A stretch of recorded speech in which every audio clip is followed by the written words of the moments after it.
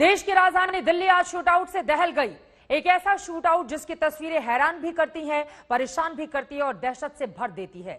ये शूटआउट किसी गली कूचे नाकिया चौराहे पर नहीं हुआ, बल्कि सबसे सुरक्षित माने जाने वाली अदालत में हुआ है।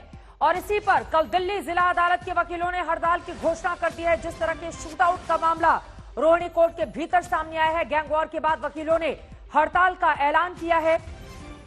रोहिणी बार न्यायिक अफसरों ने बैठक की, दिल्ली पुलिस के साथ भी बैठक हुई है।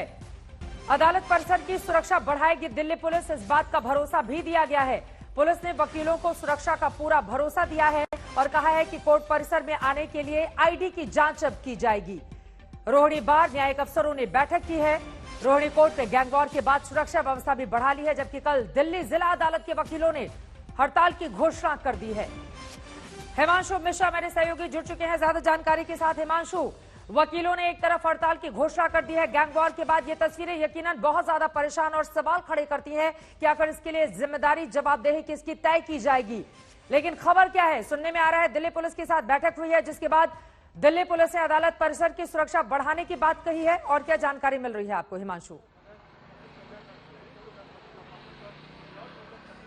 देखिए, दिल्ली पुलिस के अधिकारियों की, वरिष्ठ अधिकारियों की और बार एसोसिएशन के जो अधिकारी थे, जो वकील थे सीनियर, वो उन्होंने एक बैठक की है और तमाम मुद्दों पे बात की है कि किस तरीके से हथियार लेकर के कोई अंदर घुस सकता है।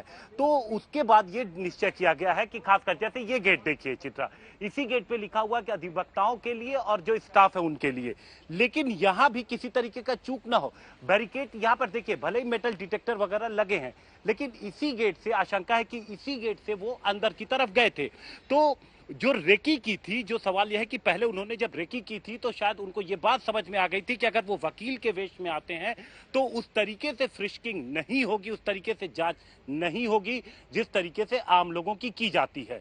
तो यही बात उठी है। अब इसमें यह है कि वकील भी सहयोग करेंगे, पुलिस पूरी तरीके से निश्चित करेगी सुरक्षा की कि किसी तरीके से कोई ब्रीच ना होने पाए। इवन जो गाड़ियां जाती हैं, जो मेन गेट से अगर कोई गाड़ी एंट्री करती है तो उसकी भी अब पूरी तरीके से जांच की जाएगी। आगे आप देख सकती हैं एक दूसरा मेटल डिटेक्टर भी लगा हुआ है, जहां से आप बिल्डिंग के अंदर एंट्री करती हैं, तो वहां भी अब सुरक्षा बढ़ाई जाएगी। तो ये 2 लेयर की सुरक्षा है बिल्डिंग के अंदर घुसने के लिए। तो इसके होते हुए कैसे चूक हुई, यही तो बड़ा सवाल है ना कि सुरक्षा के इतने सारे उपकरण लगे हुए हैं, बड़े बड़े मेटल डिटेक्टर लगे हुए हैं, वहां पर सुरक्षा कर्मियों की मौजूदगी है, उसके बावजूद अगर बदमाश अंदर जाकर अपने मंसूबे को अंजाम देने में कामयाब रहता है तो गलती आखिर किसकी, ये बड़ा सवाल है।